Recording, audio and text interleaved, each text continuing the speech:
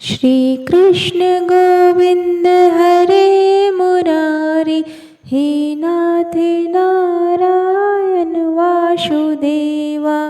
आप सभी भक्तगणों का हमारे YouTube चैनल आध्यात्मिक कथा में बहुत बहुत स्वागत है। पितृपक्ष के दौरान श्रीमद् भागवत गीता का पाठ का श्रवण या पठन करने से पितरों को मोक्ष की प्राप्ति होती है और हमें पितरों का आशीर्वाद प्राप्त होता है। तो आइए श्रवण करते हैं श्रीमद् भागवत गीता का 7वां अध्याय। इस अध्याय में ज्ञान विज्ञान योग का वर्णन है। श्री भगवान ने कहा, हे पृथा पुत्र, अब उसको सुनो जिससे तू योग का अभ्यास करते हुए मुझ में अनन्य भाव से मन को स्थित करके और मेरी शरण होकर संपूर्णता से मुझको बिना किसी संशय के जान सकेगा। अब मैं तेरे लिए उस परम ज्ञान को अनुभव सहित कहूँगा जिसको पूर्ण रूप से जानने के बाद भविष्य में इस संसार में तेरे लिए अन्य कुछ भी जानने योग्य शेष नहीं रहेगा। हजारों मनुष्यों में से कोई एक मेरी प्राप्ति रूपी सिद्धि की इच्छा करता है और इस प्रकार सिद्धि की प्राप्ति के लिए प्रयत्न करने वाले मनुष्यों में से भी कोई एक मुझको तत्व रूप से साक्षात्कार सहित जान पाता है। पृथ्वी, जल, अग्नि, वायु, आकाश, मन, बुद्धि और अहंकार, ऐसे यह 8 प्रकार के भेदों वाली तो मेरी जड़ स्वरूप अपरा प्रकृति है। हे महाबाहु अर्जुन, परंतु इस जड़ स्वरूप अपरा प्रकृति के अतिरिक्त अन्य चेतन दिव्य स्वरूप परा प्रकृति को जानने का प्रयत्न कर, जिसके द्वारा जीव रूप से संसार का भोग किया जाता है। हे अर्जुन, तू मेरी इन जड़ तथा चेतन प्रकृतियों को भी सभी प्राणियों के जन्म का कारण समझ, और मैं ही इस संपूर्ण जगत की उत्पत्ति तथा प्रलय का मूल कारण हूँ। हे धनंजय, मेरे अतिरिक्त अन्य कुछ भी नहीं है। जिस प्रकार माला में मोती धागे पर आश्रित रहते हैं, उसी प्रकार यह संपूर्ण जगत मणियों के समान मुझ पर ही आश्रित है। हे कुंती पुत्र, मैं ही जल का स्वाद हूँ, सूर्य तथा चंद्रमा का प्रकाश हूँ, समस्त वैदिक मंत्रों में ओंकार हूँ, आकाश में ध्वनि हूँ और मनुष्यों द्वारा किया जाने वाला पुरुषार्थ भी मैं ही हूँ। मैं पृथ्वी में पवित्र गंध हूँ, अग्नि में उष्मा हूँ, समस्त प्राणियों में वायु रूप में प्राण हूँ और तपस्वियों में तप भी मैं ही हूँ। हे पृथा पुत्र, तू मुझको ही सभी प्राणियों का अनादि अनंत बीज समझ। मैं बुद्धिमानों की बुद्धि और तेजस्वी मनुष्यों का तेज हूँ। हे भरत श्रेष्ठ अर्जुन, मैं बलवानों का कामना रहित और आसक्ति रहित बल हूँ और सब प्राणियों में धर्मानुसार विषय जीवन हूँ। प्रकृति के 3 गुण, सत्व गुण, रजगुण और तम गुण से उत्पन्न होने वाले भाव, उन सब को तू मुझसे उत्पन्न होने वाले समझ, परंतु प्रकृति के गुण मेरे अधीन रहते हैं, मैं उनके अधीन नहीं हूँ। प्रकृति के इन 3 गुणों से उत्पन्न भावों द्वारा संसार के सभी जीव मोहग्रस्त रहते हैं। इस कारण प्रकृति के गुणों से अतीत मुझ परम अविनाशी को नहीं जान पाते हैं। यह तीनों दिव्य गुणों से युक्त मेरी अपरा शक्ति स्वरूप माया को पार कर पाना असंभव है, परंतु जो मनुष्य मेरे शरणागत हो जाते हैं वह मेरी इस माया को आसानी से पार कर जाते हैं।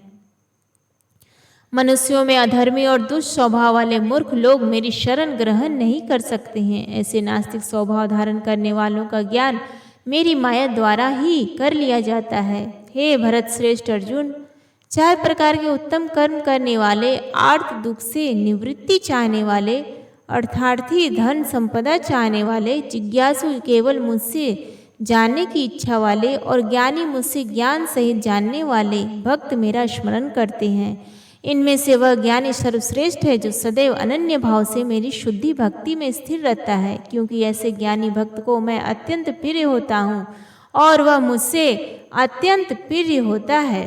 यद्यपि ये 4 प्रकार के भक्त उदार हृदय वाले हैं, परंतु मेरे मत के अनुसार ज्ञानी भक्त तो साक्षात मेरा ही स्वरूप होता है, क्योंकि वह स्थिर मन बुद्धि वाला ज्ञानी भक्त मुझे अपना सर्वोच्च लक्ष्य जानकर मुझ में ही स्थित रहता है। अनेकों जन्मों के बाद अपने अंतिम जन्म में ज्ञानी मेरी शरण ग्रहण करता है। उसके लिए सभी के हृदय में स्थित सब कुछ मैं ही होता हूँ। ऐसा महात्मा अत्यंत दुर्लभ होता है। जिन मनुष्यों का ज्ञान सांसारिक कामनाओं के द्वारा नष्ट हो चुका है, वे लोग अपने अपने स्वभाव के अनुसार पूर्व जन्मों के अर्जित संस्कारों के कारण प्रकृति के नियमों के वश में होकर अन्य देवी देवताओं की शरण में जाते हैं। जैसे ही कोई भक्त जिन देवी देवताओं के स्वरूप को श्रद्धा से पूजने की इच्छा करता है, मैं उसकी श्रद्धा को उन्हीं देवी देवताओं के प्रति स्थिर कर देता हूँ। वह भक्त सांसारिक सुख की कामनाओं को श्रद्धा से युक्त होकर उन देवी देवताओं की पूजा आराधना करता है और उसकी वह कामनाएं पूर्ण भी होती है, किंतु वास्तव में यह सभी इच्छाएं मेरे द्वारा ही पूरी की जाती है। परंतु उन अल्प बुद्धि वालों को प्राप्त वह फल क्षणिक होता है और भोगने के बाद समाप्त हो जाता है। देवताओं को पूजने वाले देवलोक को प्राप्त होते हैं, किंतु मेरे भक्त अंततः मेरे परम धाम को ही प्राप्त होते हैं। बुद्धिहीन मनुष्य मुझ अप्रकट परमात्मा को मनुष्य की तरह जन्म लेने वाला समझते हैं, इसलिए वह मेरे सर्वश्रेष्ठ अविनाशी स्वरूप के परम प्रभाव को नहीं समझ पाते हैं। मैं सभी के लिए प्रकट नहीं हूँ, क्योंकि मैं अपनी अंतरंगा शक्ति योग माया द्वारा आच्छादित रहता हूँ। इसलिए यह मूर्ख मनुष्य मुझ अजन्मा अविनाशी परमात्मा को नहीं समझ पाते हैं। हे अर्जुन, मैं भूतकाल में, वर्तमान में और भविष्य में जन्म मृत्यु को प्राप्त होने वाले सभी प्राणियों को जानता हूँ, परंतु मुझे कोई नहीं जानता है।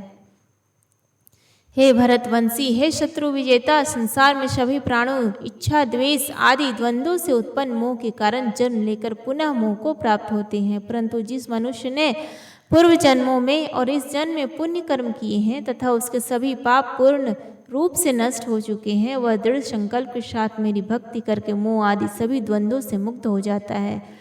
जो मनुष्य मेरी शरण होकर वृद्धावस्था और मृत्यु से मुक्ति पाने की इच्छा करता है, ऐसे मनुष्य उस ब्रह्म को, परमात्मा को और उसके सभी कर्मों को पूरी तरह से जानता है। जो मनुष्य मुझे अभिभूत, अधिदेव तथा अधियज्ञ सहित जानता है और जिसका मन निरंतर मुझ में स्थित रहता है, वह मनुष्य मृत्यु के समय में भी मुझे जानता है।